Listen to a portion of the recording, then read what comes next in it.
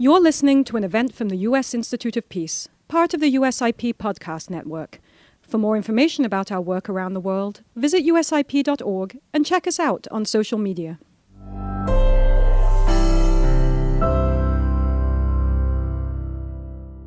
So, ladies and gentlemen, good morning. Welcome to the United States Institute of Peace. My name is Bill Taylor. I'm one of the vice presidents here at the Institute, and I'm very pleased to have this opportunity to welcome friends and maybe a student or two. I'll get to that in a minute, and others that are here to help welcome and give greetings to a new book that Nick Kralev and his team have put together. You're in the right place. Just to be sure you're in the right place, here we are with this book launch. This is, I mentioned the students. I was thinking about, actually I was asked to teach a class this summer semester, on how embassies work around the world. And I had not done this before, and someone had taught the class before, and they were using a book, which I'm sure is fine, just to be clear. I'm sure it's fine. However, it wasn't exactly what we needed. And right at that time, this is about like 3 months ago, this showed up in the mail. And it's brilliant. It is just what we need. It is readable, it is interesting, it is dynamic, it's got great stories in it. It's a text. Let's be clear. It's a text. It even has kind of exercises at the end of each chapter, which is useful for me as a first-time professor, teacher. And it is a very readable book, focused, as you can tell, on diplomatic tradecraft. The editor, Nick, put together a great team. He wrote some of the chapters, which he'll talk to you about, but he also pulled together some people who are in this room. Several of the other authors are in this room here today. So I'm very pleased to be able to host this. I'm looking forward to this conversation. So I've kind of introduced Nick Kralev, the co-author and editor. He's also written a book called America's Other Army, Diplomats in the Trenches, which I've not read, I confess, but I will, Nick. And he wants to say a word or two just at the beginning before we get started to thank some of the authors, some of the contributors too. So Nick, why don't you come do that?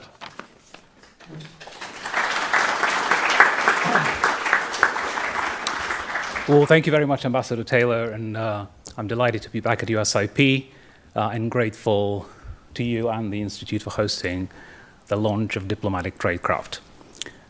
Well, it's a time of heightened conflict, acrimony, and discord around the world, so I think we all can use better diplomacy skills. And I'm thrilled that we can let you know today that there is finally a book that teaches just those skills. Now, I expect, and at least I hope, that governments around the world will be using this book to train their diplomats, and universities will lean on it to instruct, to impart some practical skills for their students, in addition to the instruction in theory that they already provide. But I also think that the general public can benefit from many of the skills and competencies this book offers. I conceived it about 4 years ago, and the main reason was that we at the Washington International Diplomatic Academy, which I founded 7 years ago, needed a textbook, and there wasn't one. So I thought, why not adapt some of the material that we've been teaching? And so I asked some of our instructors and a few other current and former Foreign Service officers to contribute to the various chapters, and so they did. We have several of them here today, in addition to Ambassador Tom Pickering, whom Ambassador Taylor will introduce in a minute. We have several of them. They're all ambassadors, so forgive me if I don't say ambassador every time. But I do want to publicly thank them for their insights and their contribution, And so from left to right, we have Ambassador Jean Abercrombie Winstanley, Doug Silliman, Eunice Reddick, Lisa Kubisky, Charles Ray, John Teft, and James Zumwalt. So thank you again for helping me make this book possible.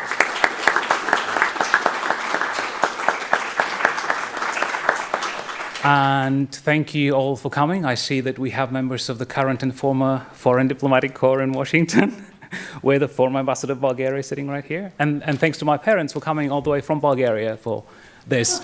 And from... It wasn't just this. Yesterday was, well, I had a very round birthday. So there were 2 reasons to come from Bulgaria.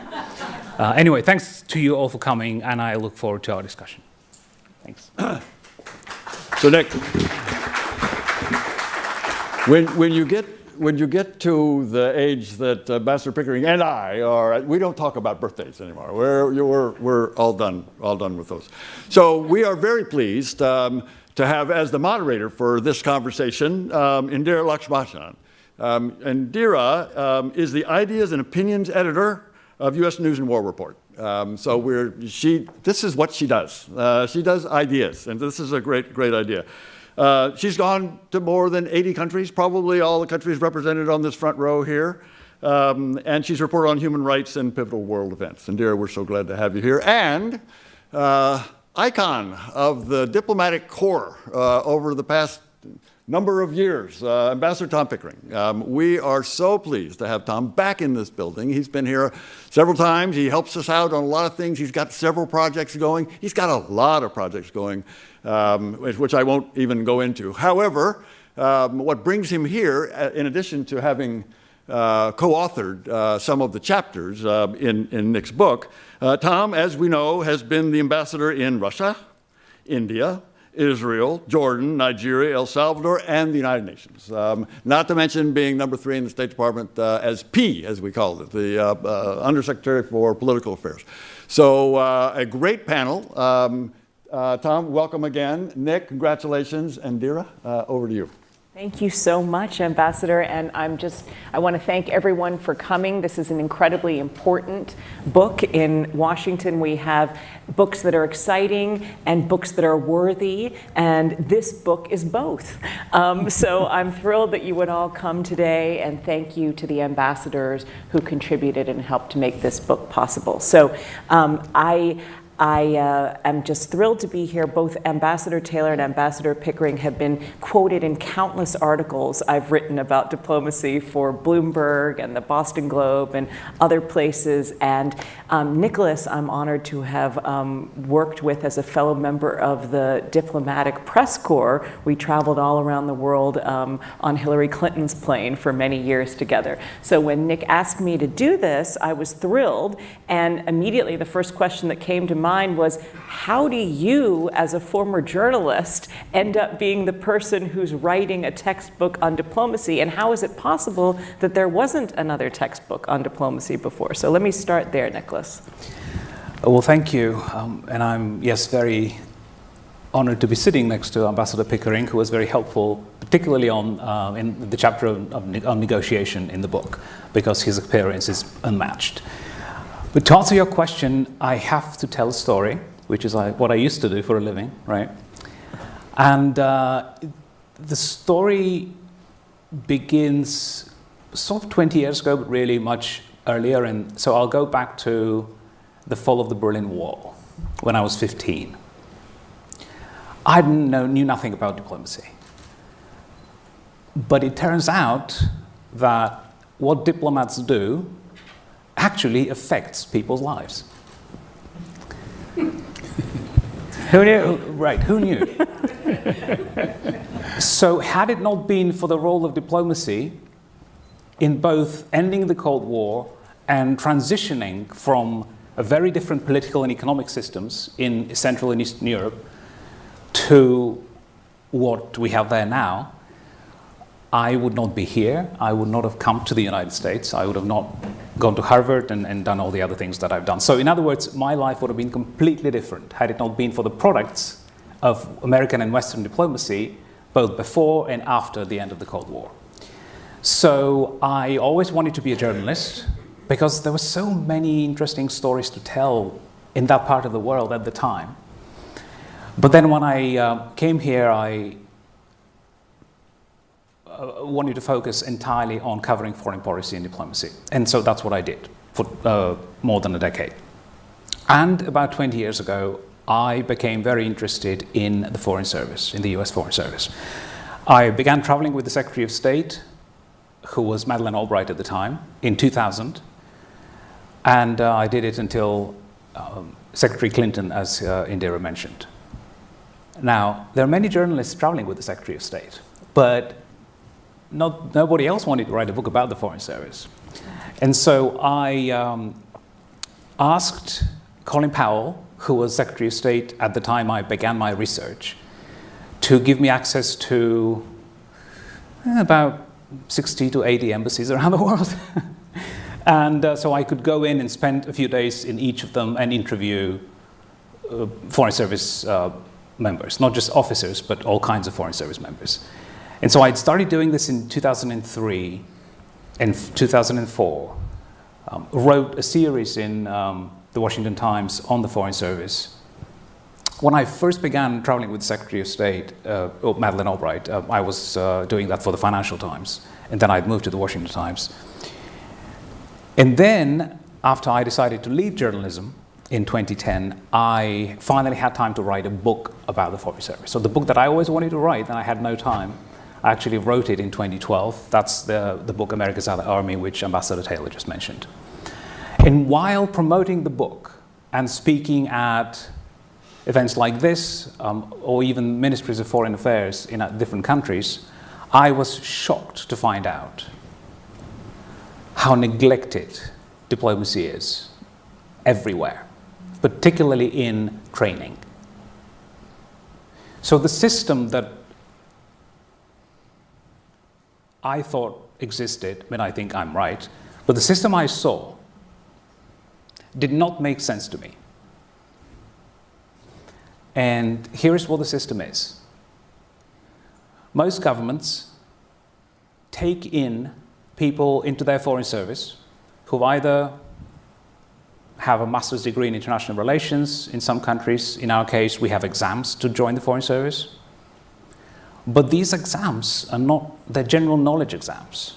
I know that the oral exam has a couple of exercises, but I don't think the system is designed to select the best or the most promising people to succeed as career diplomats.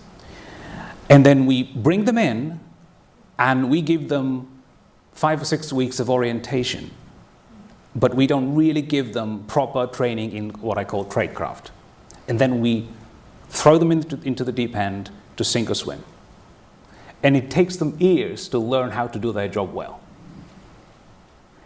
So that's what doesn't make sense to me. We aren't requiring anything to join the foreign service, right? We want a diverse foreign service, which is a very valid point, which means that there are people who are former journalists and businessmen and lawyers and art gallery directors and parole officers in penitentiaries in different parts of the country.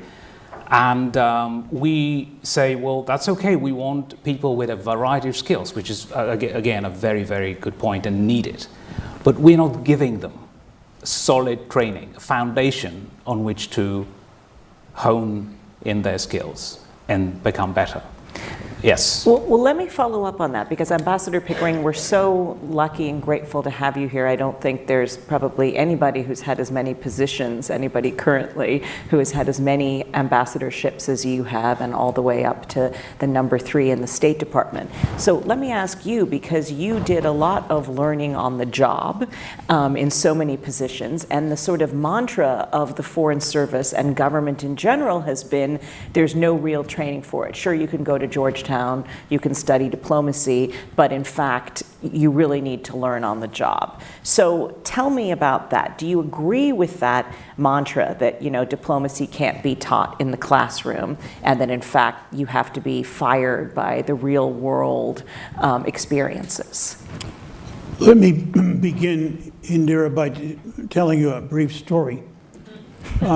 My mother frequently asked what I was doing in the Foreign Service, and when I reeled off where I was, she said, "That sounds wonderful, but why can't you keep a job?" Dun-dun-dun. My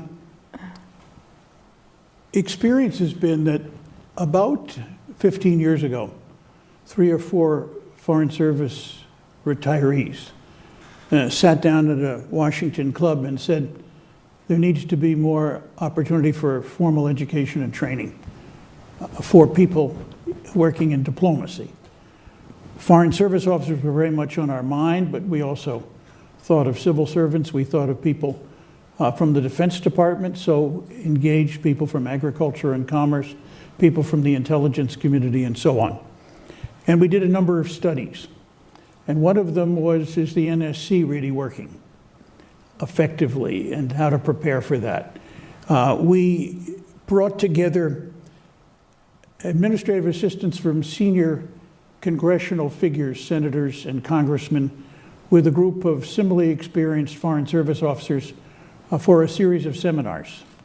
And that got pandemicized, but we're starting it again.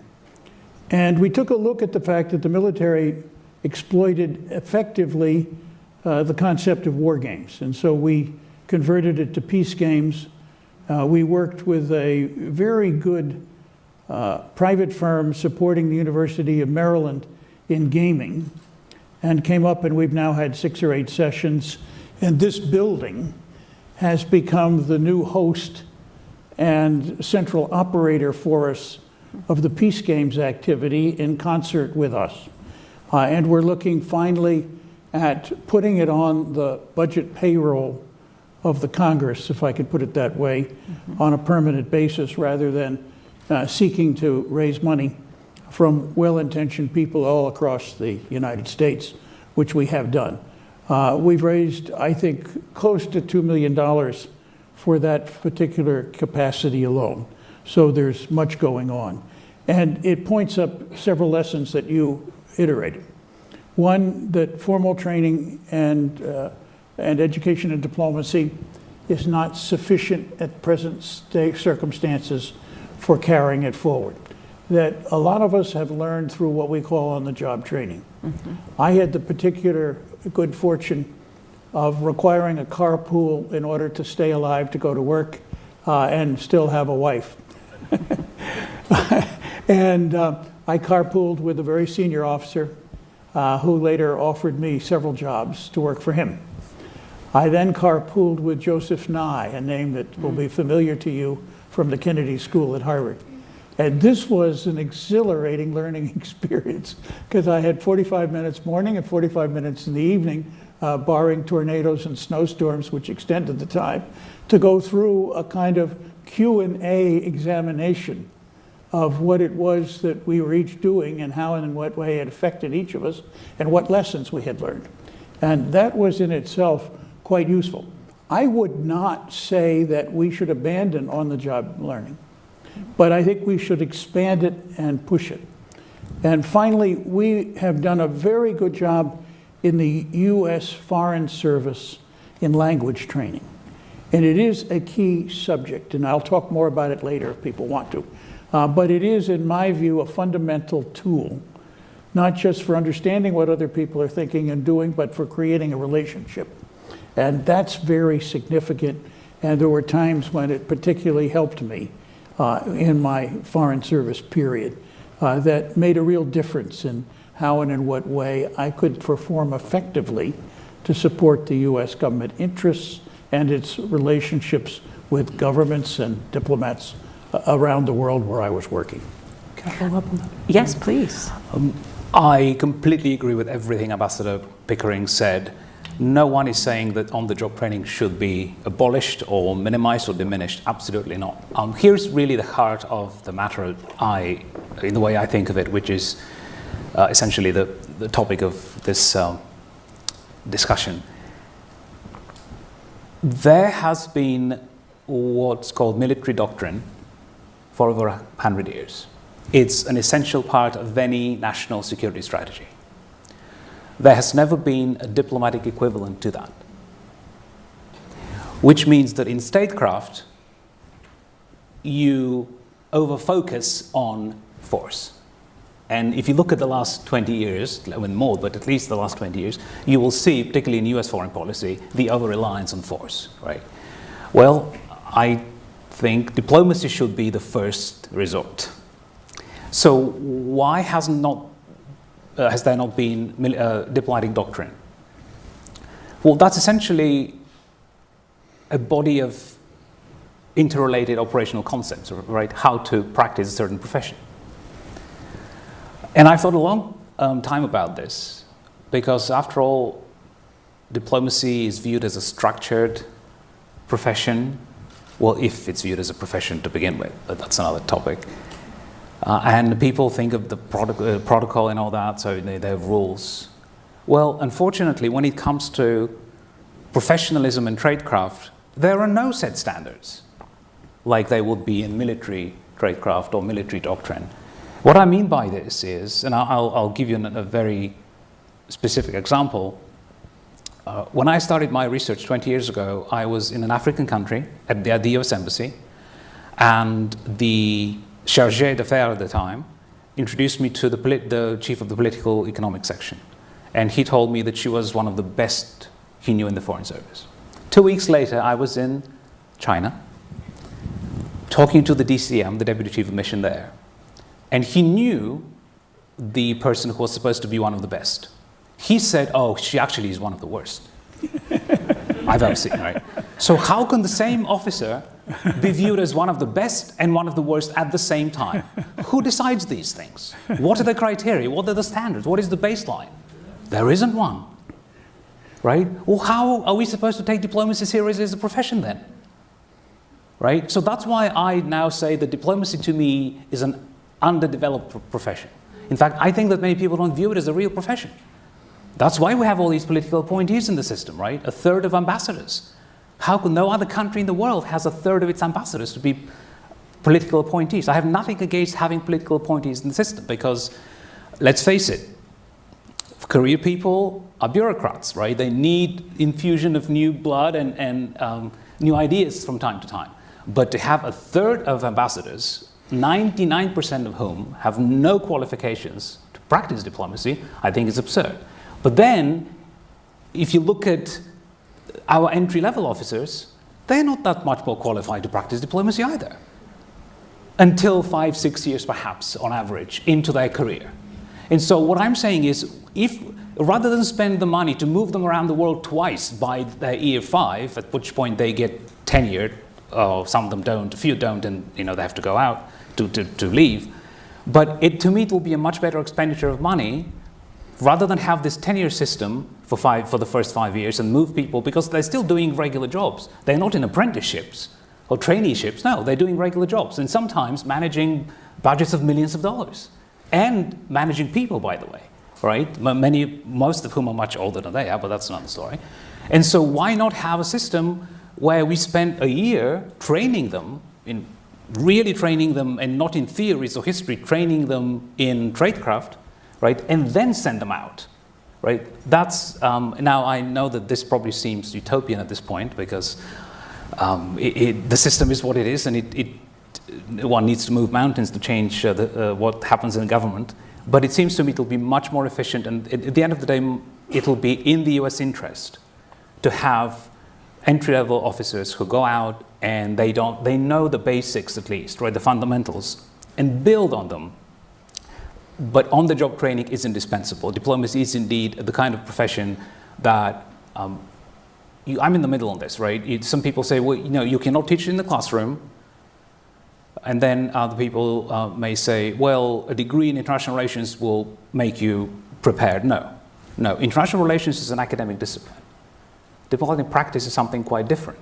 That's why a former parole officer who worked on Staten Island, whom I met, by the way, during my research, can be in the Foreign Service and be effective without a degree in international relations, right? Anyway, at the FBI, the CIA, they all have boot camps, right? You go in, you pass exams, you go into the academy, you train for a certain number of months, whatever it is, then you have more exams, right? So not everybody who enters training comes out and then into the workforce. In our case, everybody who passes the entrance process comes in, right? And so, in my mind, why not have something like a diplomatic boot camp? That what 6 months or a year, it doesn't really, I'll take either. But at least we will know during that training, which focuses on tradecraft, who could be a good diplomat and who cannot. Mm-hmm. So we don't have a situation, right, where one officer is perceived as both the best and the worst by people in the Foreign Service. Well, some of that obviously has to do with personality. But that's redolent with the opportunity to comment. Yes. Let me try to narrow it down. I agree with the fundamental proposition that more engagement and training is important and valuable. I also agree that there is no standard text, but there are a lot of ideas that you've captured in the book that are helpful in pushing things ahead. The ability to listen, the ability to write, the ability to understand how to report, the ability to conduct personal relationships on the basis that you are building a permanent set of areas of mutual respect, even with people who may fundamentally differ, because your job obviously is first to understand how they think and why, and secondly, to be creative in working out the way fundamentally to deal successfully with them and their problems. And that's a big people relationship opportunity. I was one of a very few Foreign Service officers, for reasons that are understandable but not necessarily wise, taking up our time and going through. And my initial assignment was in the State Department and not overseas. And I enormously benefited from the idea that I was in the middle of where the decision-making took place and where the policy debates were more fundamental and where people brought the grouping of ideas, thoughts, influences, and backdrops to how and what way to make this work, including clearly the influence of the domestic political sphere on how to bring this about. And that was absolutely invaluable. Now, I have complained to people who have been horrified that all Foreign Service officers, in order to make up a problem in the pyramid that makes up the Foreign Service, do their first tour in consular work. And consular work has a certain advantage in practicing a foreign language if your consular work is in a foreign language. And consular work has a certain taxing of judgment. It is also a basis for looking at whether you can do effectively this kind of work for a governmental entity. And that goes into the reports people write on you, which determines whether you're going to get promoted, if so, how fast, and for what reasons. So it is not entirely absent. But there is a huge amount of material you do not get perhaps until your third, fourth, or fifth year in your first tour in the State Department. Now, tours are also put in place by how many people we have to go where and how much we need. And this is a difficult kind of square to make into the circle, so to speak, to make all of that work. But that can be very, very useful in moving things ahead. Finally, doctrine. We are, and I've looked at this for 40-some years, quite poor at strategizing. We do very little of fundamentally describing the objective we seek. We do less well at prioritizing, particularly across the globe, not just within regional areas. We are heavily a regionally based foreign policy machine, but we are now introducing a huge amount of what I would call fundamentally functional issues. Issues defined by science, issues defined by ecology, issues defined by financial analysis, that all have to figure into what are the right foreign policy decision makings. Much of that you can get in the classroom, and much of that is determined. The lack of useful strategy and good strategy, in my view, is a critical factor in how we work. I have never been in a major meeting on foreign policy at the White House or in the State Department where the first question always asked is, what's our objective? It always comes as an afterthought down the road. A really interesting comment, but some that I think is not so strange. So there's much reform and a great deal of repair to be done. The Foreign Service grouping of personnel, the Foreign Service officers, and their institution and their union has over the years stimulated much of this rethinking about how and in what way we conduct foreign policy, and how and in what way we train, and how and in what way we evolve doctrine, strategy, and other questions. But there are many, many issues. Poor strategic analysis and thinking, and a serious problem of how we link budgetary availabilities with policy actions. And those are just a few. We do very little after-action reporting. And we depend on the people who formulate at the top level policy-making decisions to correct their own errors. And to some extent, that's not easy. Foreign Service officers step up to that, many with enthusiasm, and many are willing to say, these things have changed, we were not right in the first place, we need to change here, and they track what they're doing, but it does require something of a commitment and a knowledge base that can bring people to say, in effect, I was not entirely right in my earlier recommendations, here's how we fix it. You know, I'm struck by what Ambassador Pickering said earlier about wanting to institutionalize and send the bill to Congress for, you know, a practical teaching approach, which I think is a fantastic idea. And Nicholas, we know that to get Congress to approve the money, to appropriate the money for things like this is not easy. As it is, there are constantly wanting to cut, there are forces in Congress who constantly want to cut funding to the United Nations, funding to diplomacy, at the same time that they're willing to increase funding to military spending. I always thought it was fascinating when Hillary Clinton was Secretary of State and Bob Gates was Secretary of Defense, the way they had a sort of like 1-2 act where they would talk together, where he would say, you know, actually, I'd like you to give more money to my colleague over here at the Secretary of State.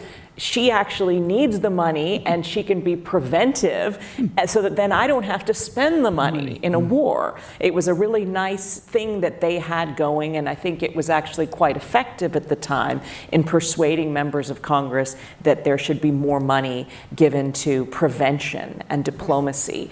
I think that some of that has fallen off now, and I think that we again see, because of political reasons, a lot of factors in Congress where you don't see as much attention to diplomacy, much more attention on military. So tell me, what is there, how do you see it as a way to almost like project, and this connects to your experience as a journalist, project to the American public why diplomacy is so important? And could that in turn put pressure on our elected officials, put pressure on all forms of government to invest more in diplomacy? You know, and I think of it in a popular culture way, the huge success of that television show, The Diplomat, or the television show, Madam Secretary. People loved those shows, although many diplomats said, okay, not very accurate, but still fun to watch. How do you make diplomacy so attractive and important and real to people's lives such that, you know, the powers that be who control the purse strings see why it's important to invest in diplomacy? Well, thanks. So let me pick up on Congress and funding for training in particular, because they've actually done more than most people think. As I mentioned before, Colin Powell started a drive to improve training, and the Foreign Service Institute today is a much better institution than it was when Powell was Secretary of State. I just want to put that on the record. I also want to acknowledge that there are many, many fantastic Foreign Service officers some of them are here in the room today.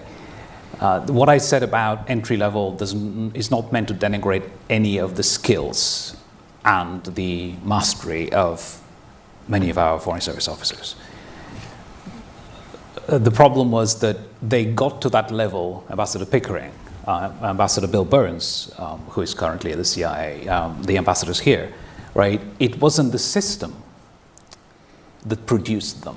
It was their own, whatever they had, acumen, DNA, whatever, and then perhaps luck, being in the right place at the right time, but it wasn't something that was built into the system that produced the fabulous diplomats they became, right? Because we all know that when there are good ones, there are also bad ones. So Congress. Congress in the last several years has actually funded training at the Foreign Service Institute.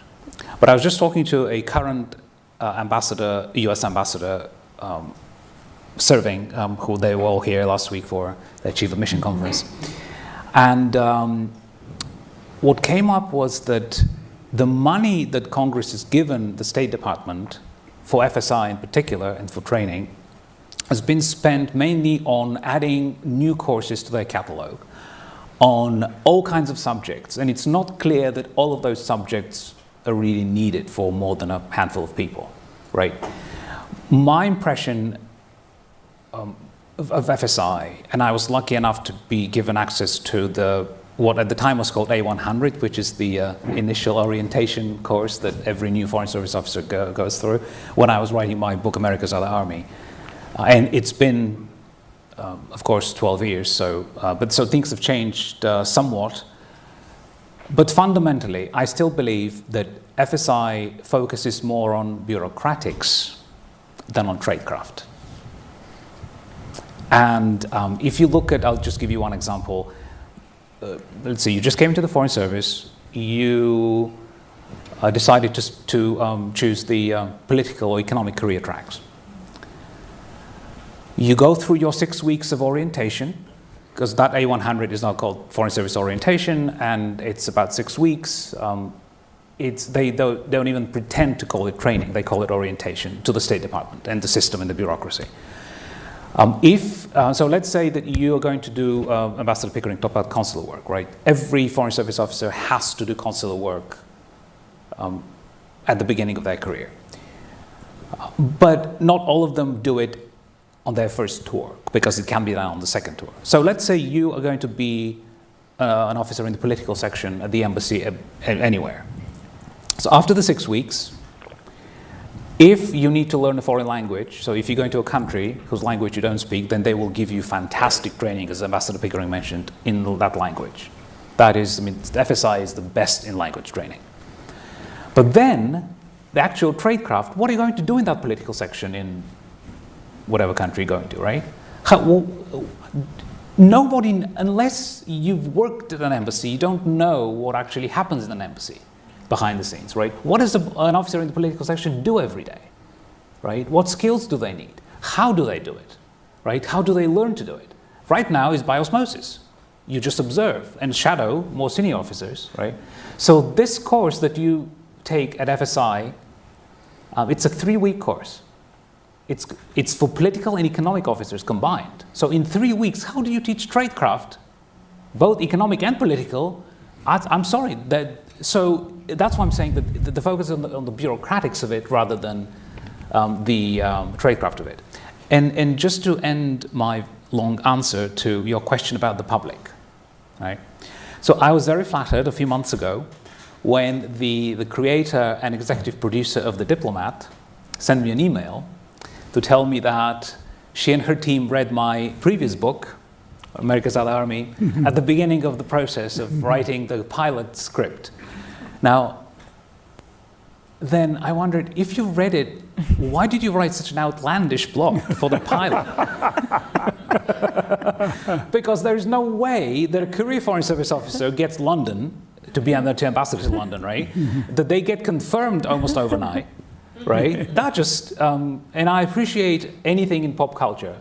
So this is actually the key word, pop culture. I think the answer to a question is that the best shortcut to the outcome that you implied in your question is pop culture. There is no question. Because no matter how many events like this we do, and how many stories are written in the media, it's pop culture. If you look at other professions that are revered, or at least understood, or at least in which there is interest in the public, where does it come from? It's movies and TV shows. Right. That's it. And it's, of course, it's better to have shows like The Diplomat and Madam Secretary than not to have them. Absolutely. But I wish that someone at some point, maybe it'll be me, who knows, but that would write a show, a pilot for a script, whatever, that is much more realistic, right? And I know that you have to fictionalize and you have to make it appealing to a general audience, and that's fine. But I don't know why you need to put in things that will just never happen, right? Just as a plot twist. I think what I'm saying is, a foreign service career is fascinating enough as it is, right? To invent things that just will never happen. That's my answer. Yeah, maybe I can just make a comment, Nick. It appears that you're tilting in the direction that all diplomats should be uniformly the same. They should operate as automatons and not as individual thinkers. That their role in creating personal relationships is produced out of set-piece scripts that they can apply almost as if they pushed a button somewhere embedded in their arm that started that process going and made it all work. When in effect, it is very much of a human endeavor. It requires a full appreciation of all of the human differences and frailties. It is creative in many ways because it is built on the notion that personal relationships and personal contacts and personal interaction is maybe the essence of what makes a good diplomat, and that the knowledge base on which you do that is something that you can get through academia, and you can perhaps get good advice on things that work and things that don't work. But there is not, in my view, a universal theory that applies to all diplomacy, and that it must be culturally very sensitive to where you're working. And in many places, what's humorous to you is not to your friends and colleagues of the other nationality. And figuring it out, I always found that the hardest things to understand in a foreign language are poetry and jokes. Right. Yeah. Well, let me just respond, because it's actually that is not the what I was saying. I'm absolutely not saying that all diplomats should be the same. I agree with everything you said now and before, which is to say that what I'm getting as when you teach skills, right? You're not teaching people to read from the same script or from the same talking points, right? I'm talking about things like empathy, for example, right? So I think the best diplomacy is done through practicing empathy for the views of others, right? I think the basis of diplomacy is empathy for the views of others, not agreeing with them. It is understanding them, right? How are you going to influence someone else? It is friendly honesty. Right, exactly, right? So I'm not talking about teaching someone how to respond in a certain situation, right? I'm just talking about giving them the practice through exercises and case studies, right, through which they can learn to develop their own skill rather than forcing them to adopt the skill of another officer, right? That's what I'm suggesting. And I absolutely agree that personal relationships are the bread and butter of diplomacy, whether it's bilateral and multilateral. At the end of the day, you represent your country and you defend and promote its interests, right? And so in a way, you do have the same script because you are advocating for the same policies. How you do it is different in every country. That's right. But I still think that there is a way to learn the foundation of a skill like this before you get sent out overseas. And now it's your job to then adapt what you were taught based on the history of the country, the language of the country, the mentality of the people, right? The personal connections you will establish, or the connections that the embassy has already established before you even showed up, right? And to process all this and come up with the best way, right, to use what the foundation that you were given in the FSI classroom or wherever it might have been, right, and adapt it. So that's why I'd rather have practical exercises and other forms of training based on real life case studies. Because Ambassador Pickering said something very, very important at the beginning, which was follow through.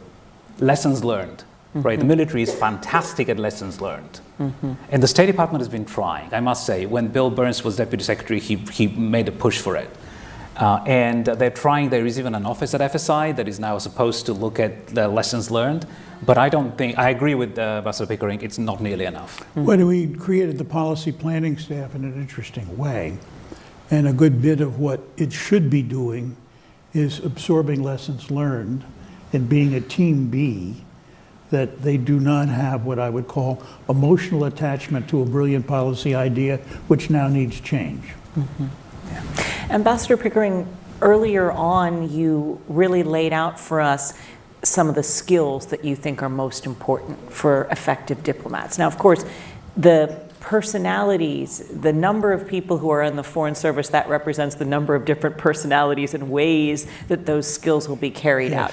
Is there some kind of rule of thumb you can give us in your many, many years and working with both older diplomats who you referred to, who were some of your mentors, and younger ones who you yourself mentored? What are some of the characteristics that have made for the most effective diplomats who you have worked with, either in our own Foreign Service or in other nations' foreign services? I think the ability to develop a long-term relationship with the key interlocutor. And I had the privilege of having as my counterpart that I met with most frequently in Israel, the Prime Minister. And I met frequently with the King of Jordan.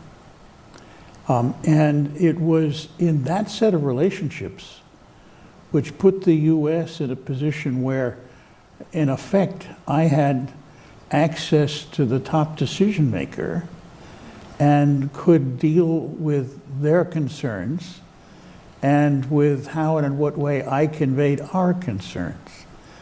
And you get very quickly in the view of, from what I know about the people I've been dealing with, what will they think of this particular idea or this particular proposal? And it will help you shape the presentation of that idea on the basis of your past history of discussion. First, you have to get the past history. So first is obviously respect and dignity, and understanding, and the ability to question in a way that is amicable to the other person because they know you're seriously interested. And secondly, that you can cover ground that you know Washington is interested in because you're also working 100% of the day for Washington. And you have to, in your reporting, go back to them and say, I followed up with the following kinds of questions, or I didn't follow up with the following kinds of questions because this person has already told me X, Y, and Z, that either make that unnecessary or I've got the answer, I don't need it, on the basis of what he said about the attitude and so forth going down the road. I also think that you have to be able to shape the hard question in a very friendly way. And you can do that through the personal relationship. I'm going to ask you a tough question, and I understand that this is the kind of question that's sensitive. And I'm not putting you on the spot, and you can decide to tell me or not to tell me whatever you want. But it is significant and important for our mutual relationship that we have some understanding of your thinking. Or ask a question in the form of, please give me your advice, you know, about this particular question. Where do you think it will go? Or what should we be doing or thinking about? They're more interested, obviously, in influencing you, and that's the device you can get them to be a bit more under your influence as you move ahead. So there are things that come out of personal relationships. My father was a salesman, and he taught me a lot about how and in what way a respectful approach and an interesting and interested approach made a real difference with a customer with whom he was working than the idea that it was confrontational, or that bluster would solve the problem, or that appeals to ideas and thoughts that the other side of the table considered to be intrusive, or maybe even insulting, could be avoided by workarounds about saying that I have people in Washington now asking me these sorts of questions. They're uncomfortable, but give me your advice. What do you think, kind of thing. And people are, in many ways, happy to be asked for their advice as opposed to be put in the dock with a lawyer-like inquisition in terms of what you're dealing. I think finally listening is I mentioned this earlier, listening is a very important and interesting aspect of what you do. And listening can be the fountainhead for questioning down the road. But you listen for several reasons. It's sometimes very hard to adjust yourself to precisely what people are telling you, particularly in a foreign language. But you want to do that. You want to understand what it is they're saying. Then, secondly, at the next level down in the layer cake, you want to understand what you think they mean. Because sometimes what they say doesn't convey entirely what they mean. And the third layer in depth is, as I listen, can I develop some kind of analysis of what they might settle for? Can I begin to winnow that out of the process? And those are things that are interesting. I also think that you want to be careful, particularly with a very senior foreign official, to give them the view that your part of the conversation is as much absorbing as it is disseminating. And that's quite significant too. And I think that's all very, very helpful. I had opportunities with some senior officials where they would invite me to come by their home in the evening to talk over a drink about what's going on and where things are and how and in what way the U.S. is looking at what they're doing. And that was very valuable. I had the opportunity in Israel to be the ambassador to a government that was formed of a national unity coalition. And it included Labor on the left, and it included Likud on the extreme right. And for the first year and a half of a 3-year term, Labor was in charge, and I dealt with Prime Minister Peres. But then Shamir, the Likud leader, was the foreign minister. And I didn't want to ignore him. I wanted to develop a relationship with him. And when I went to see him, of course, he insisted on conducting the conversation through interpreters, Hebrew and English. And I knew that he did not have a lot of English. But after my second meeting with him, a friend told me he spoke very, very good French. And I said, well, how is that? He was arrested by the British, sent to Ethiopia after they captured him from the Italians, escaped from the camp, and went to French Somaliland, now Djibouti. And he asked for asylum. And the French said, yes, but you've got to learn French. And he did. And so I went to him and I said to him in French, we both understand and speak French. Could we start having a series of luncheons? You'll be my guest. And we'll go to hotels which are all kosher. And just the two of us. And it worked. And I developed a relationship. The real interesting problem is when he became prime minister, I walked into his office with a couple of his guys who didn't speak French, and I spoke to him in French, and he said, no, I've studied English, we're going to do it in English. And he was a very, very determined man. And so we shifted right away to English. That's a great story, and it reminds me two sort of takeaways from that. One is, of course, that the skills you're discussing that are so key for a successful diplomat are important for all of us who are not in diplomacy. I listen to that and I think, I could use that as a manager. That's I could, right. like it's important Think for every marriage. professional. Exactly. Think Well, in every marriage. relationship. And the other thing I'm thinking of is the famous saying, of course, that the art of diplomacy is telling someone how to go to hell and have them look forward to the trip. Yeah. So, yes. Now they'll show you the way. Yeah, exactly. Yes, yeah. Well, yeah, this is so great. So I wanted to add a couple of things on your question in particular about skills. We have a whole chapter in the book outlining the core skills. There are others, but of course, you can't put everything. And as Ambassador Pickering pointed out, it's not always the same, right? You need perhaps different threads, right, or in different situations and regions of the world and all that. But so we have what we consider the key skills, diplomacy skills, in that chapter. But the way I've come to think about diplomacy as a profession, because diplomacy is both an activity and a profession, right? So in terms of the activity, what do diplomats do? Well, first of all, they manage relations with other countries, right? Just to put it simply, so the so-called general public can appreciate it. So that's what they do. In bilateral embassies or missions, they manage a relationship with that country on a daily basis. In multilateral missions, they manage a relationship with an organization like the UN or the EU, the NATO, and all that. And with the member country. And that's right. And then the other thing they do is carry out the foreign policy of their government. Right? These things are done in parallel. Okay, so what is in the big picture, what is the most important part of diplomacy? So I mentioned influence before, right? How to influence the decisions and actions of other countries, right? That in a way that perhaps correspond to your interests, right? The interests of the country you represent as a diplomat.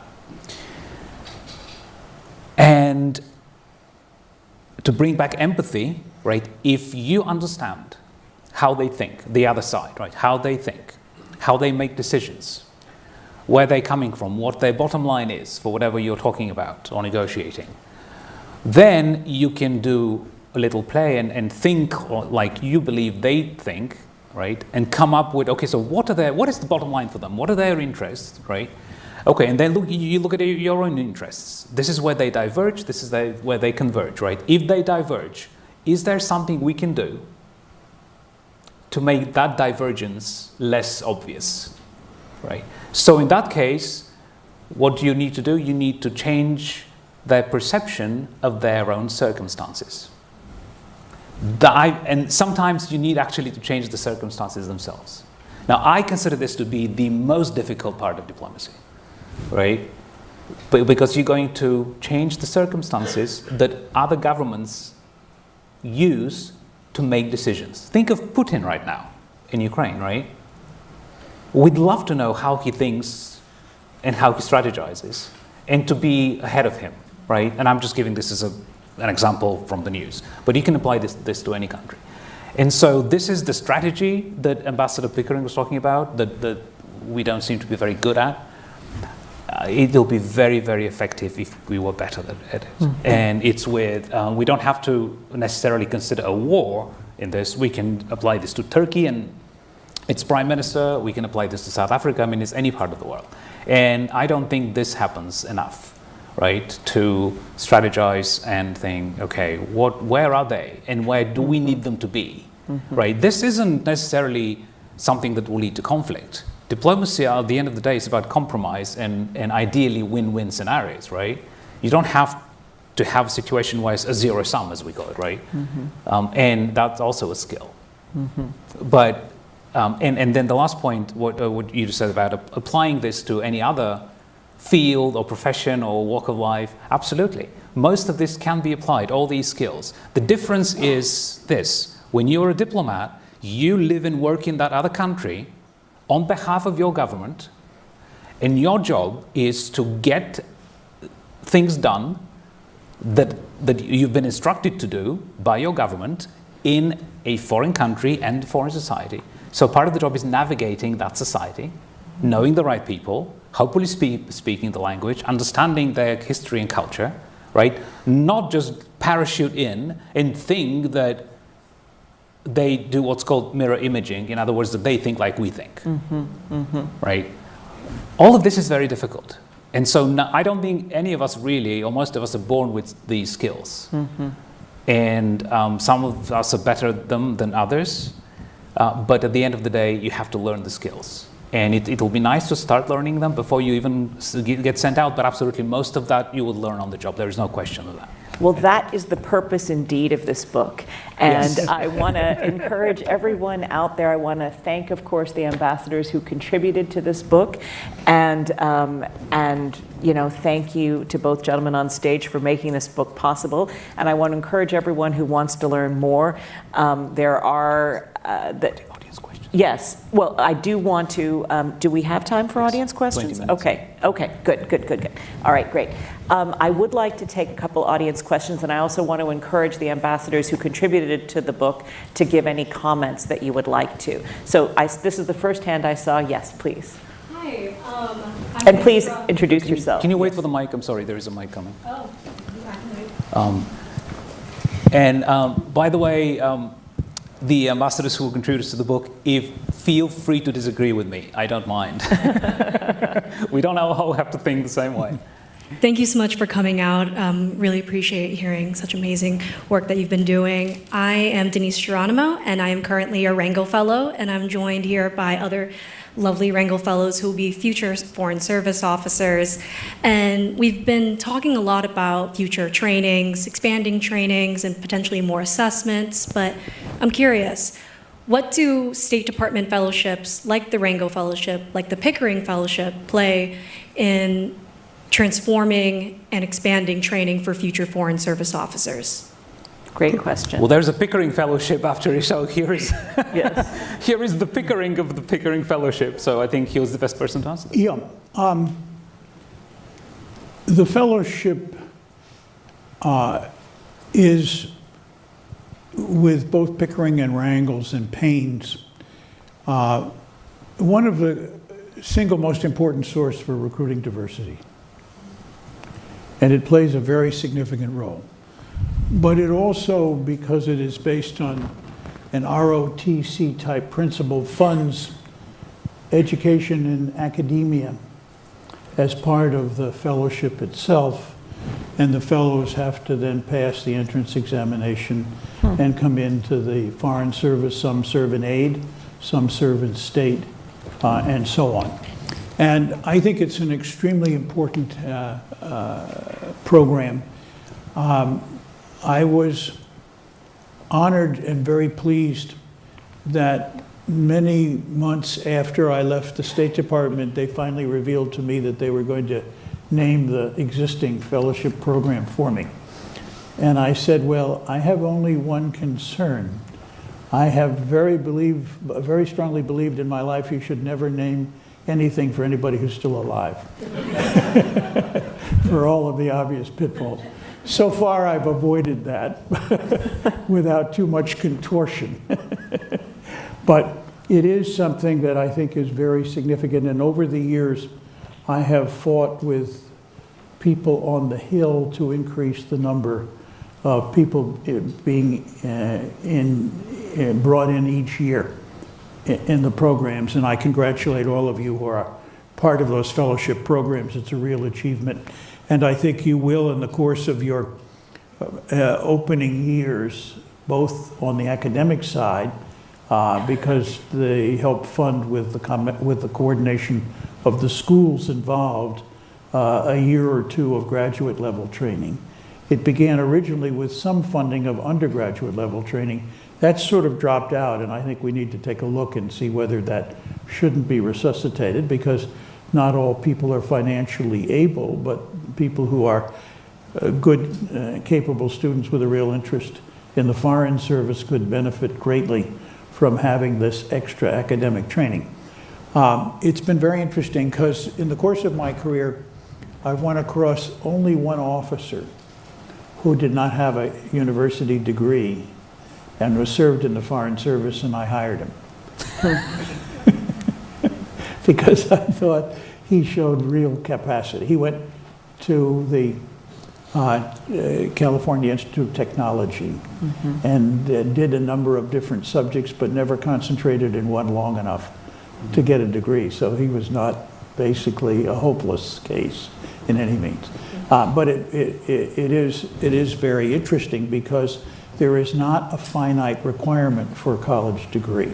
But it is significant that we are moving into a position where, particularly in subjects with large technical content in which we have to deal, you need to know a good bit more about what are basically things that can be learned in academic subjects as a basis for a career that will take on those subjects and put you in a position to be a useful policy suggester and formulator. I think there's only one other thing I would say. I thought that my primary job as ambassador, in addition to all the things that Nick and others have so usefully cataloged, beautifully cataloged, was that I had a responsibility to advise the Secretary of State and his key officers on when foreign policy wasn't working and what we should do about it.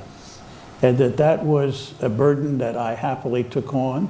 I thought it was good, and I said to myself, I cannot write a cable to Washington that bears a significant stamp of concern without saying what I think we should do about it. Not that they were always followed. You don't get 100% in any government job. But it was something that I thought was important to be able to do, and that you were as well placed as anybody else.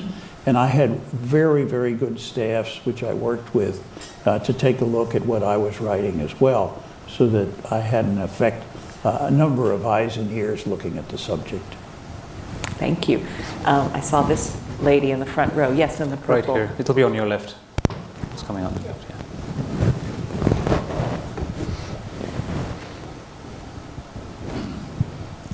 I am Dr. Lopez from CIFAI. I have a question. One topic that was not discussed here is that you can buy a diplomatic post, and that happens all over the world. And also that you are friends of whoever is going to be the president, the minister, you get a post.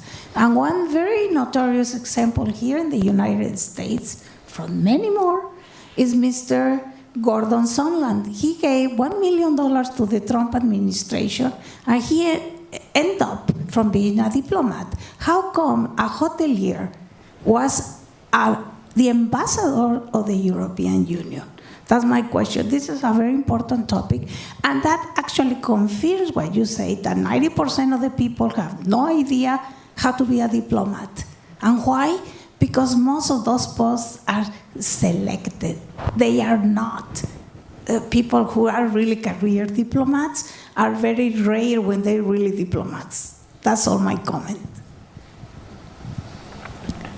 Well, it's a good question, and we shouldn't spend much time on it because you can talk weeks about it. But diplomacy, it's interesting and in a way puzzling to me, because on one hand, few people care about diplomacy, but on the other hand, they think of it as prestigious enough to want to actually get all these posts, and they probably think that, well, actually, I know for a fact that many of those political ambassadors think that the job is much easier than it actually is. Right? They don't know what it entails, and even after going through the 2 or now 3 week course orientation at FSI, they still don't fully understand what they're in for. Anyway, so I think it is an embarrassing practice to have a third of one country's ambassadors be appointed because of political connections or because of money, or right. And now I would not have a problem with it if their qualifications were also considered. I don't think a businessman is not shouldn't be qualified just by default. No, it's fine, whoever, but if they have the experience and the background and qualifications, that's okay. We've had actually some fantastic political ambassadors. Now, unfortunately, I could probably count them on my two hands, on the fingers of my two hands, in the last half century. But we have. I can name them, and I have named them in articles I've written, but I won't do it now, not to shame anyone. But I think the practice in itself is embarrassing for the country, to the world, because people in almost every country care very much who the US ambassador is. As the US ambassador, as much influence of, one might argue, the United States has lost in the last 20 or 30 years, I think in most countries still the US ambassador is a public figure. He or she is all the time in the media. People even know their names. They have, if not influence, at least they have a lot of attention on them. And so it makes a difference. And that's where I'll stop, and maybe Ambassador Pickering has them. Yeah, the sale of public offices is called for the aficionado's simony. And simony is not compatible, in my view, with democracy or with meritocracy. And all of us in the career service have, over a period of time, both said that we have deep respect for the people who've been very successful. Yes. Not necessarily widely so, but there are, and we can't deny that. And the notion that out of the American Revolution grew the idea that any good man can serve the country beautifully has perhaps fallen on harder times. I also think that as a device for raising campaign contributions, much as I believe that election is a critical factor coming up this year, particularly in the future of our country, I don't believe that the use of selling offices, which is essentially what it is, even if it's a little more indirect than that, is a wise way of proceeding. And we don't, in effect, impart in the 3 weeks orientation program, I've been through it a number of times, a great deal of what I would call the kind of approach that you struggled and beautifully succeeded in putting in the book to orient and educate people. But there are some very good people who have stepped forward and have done a very good job, and we can't deny that. On the other hand, batting 125 is batting 125. And thanks for the compliment. And you made a good point that I'll just take 10 seconds to follow up on it with the book. So what's in the book is the material that I and my colleagues believe that everybody should know before they start practicing diplomacy. You don't have to learn it from this book. If you have other ways to learn it, fine, right? But we've just tried to do people a favor and put it all in the same place. So that's really what the book is about. The skills, the competencies, the duties and responsibilities, which in fact is what Tradecraft means to begin with. Do we have time for one last question? Okay, yes, sir, Ambassador Haft. It's a short question. The microphone is behind you. Yes.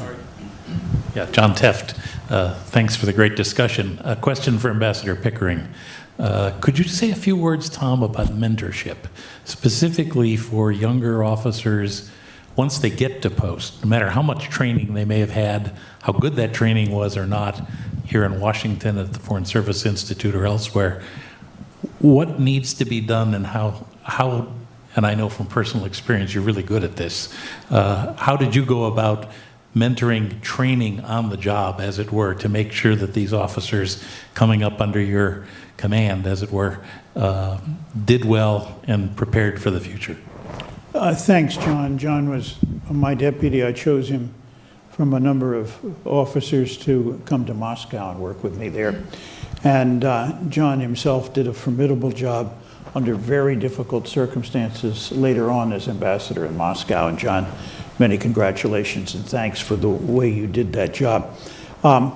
In many ways, I plead that your kind congratulatory statements has to be reduced to the reality that you know and I know when you're ambassador to Moscow, there are only a certain number of things you can do in the day.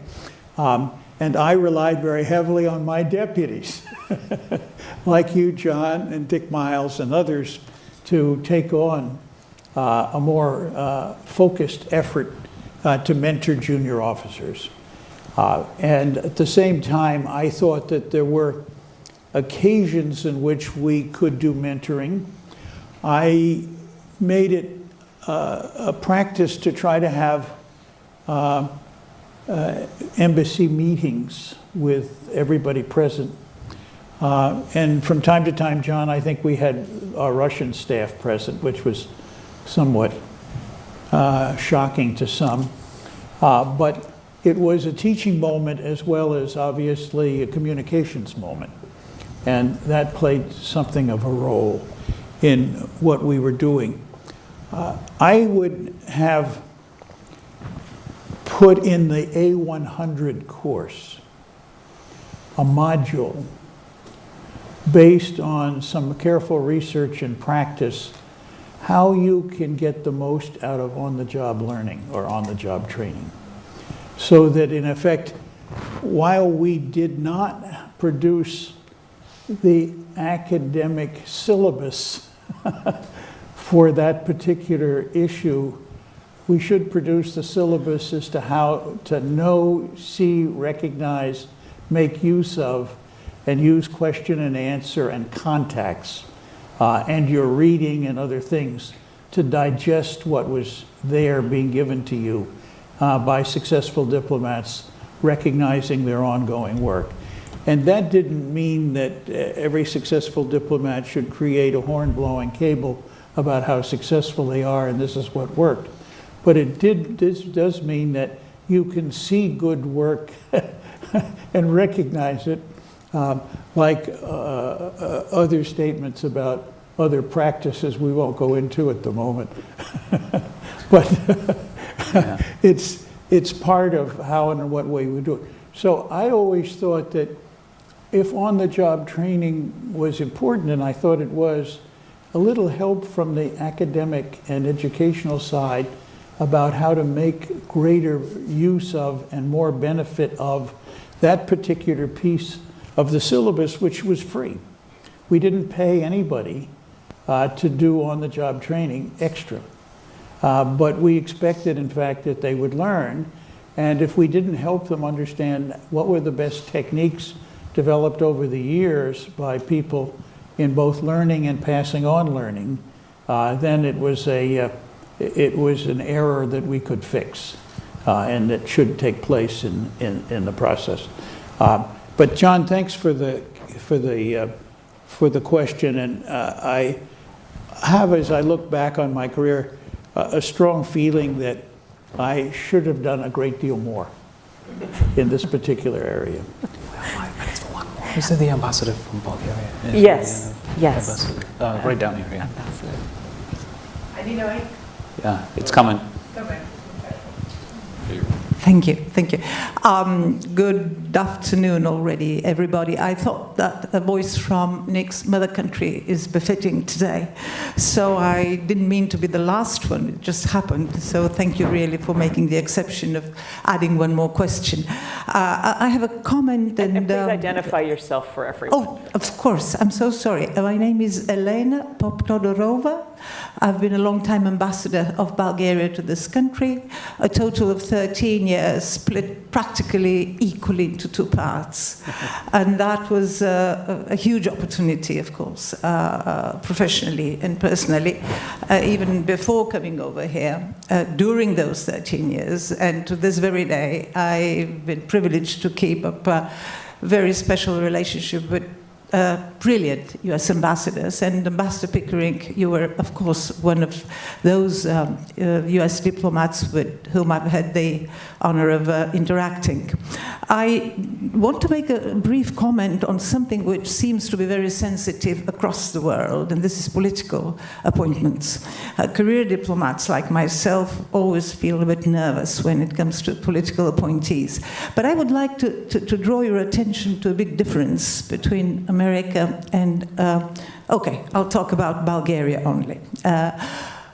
in this country, you know that this is inevitable.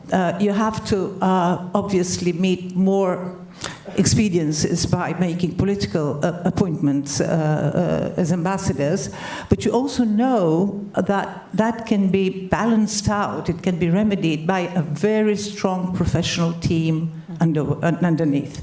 And this is something which normally it is not done, and I should probably apologize for mentioning a name, but it is with affection and recognition and appreciation that I will be mentioning the name of a lady, Julie Finlay, whom Ambassador Pickering may have met, or her husband, who was an elected representative.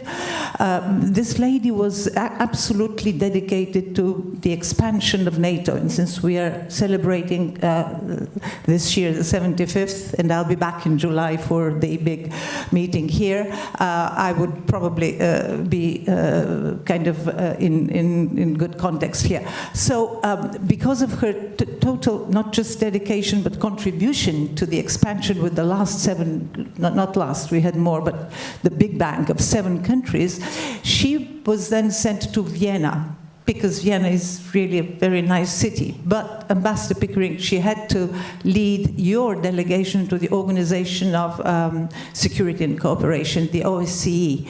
And the professional diplomats in this room know very well what a complex set of issues that is. And you definitely need a professional there.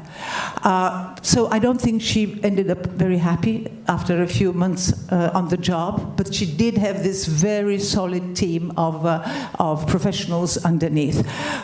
In the case of my country, unfortunately, we have to live with a political appointee without necessarily being able to support the political appointee with a really forceful, strong team, or also having an ambassador, a political ambassador, who would recognize the importance of expertise. So you're still, I think, ahead of many others in terms of how you handle political appointments. And that was just a professional temptation. I had to comment.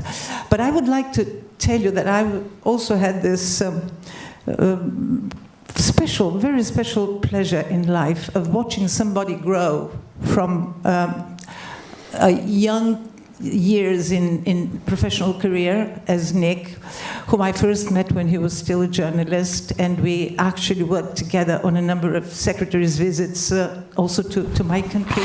And then I watched him grow up in the profession to only transcend into what is definitely a career which is so close to my heart. And definitely this is such a pride, such a pleasure to see you sitting over there, Nick, and kind of being able to reach the top of a career which can only be positively and amicably and fondly envied. So thank you, and every good luck onwards. Well, thank you, very kind. I'm not sure I'm at the top, but thank you. Yeah, thanks. That's very kind. Well, I want to thank Ambassador Taylor and the U.S. Institute of Peace for hosting this very important and fun discussion. And please join me in thanking Nicholas Kralev and Ambassador Tom Pickering for their wonderful discussion. Thank you so much. Thank you for listening to this event. If you'd like to listen to more events or explore our other podcasts, visit usip.org/podcasts.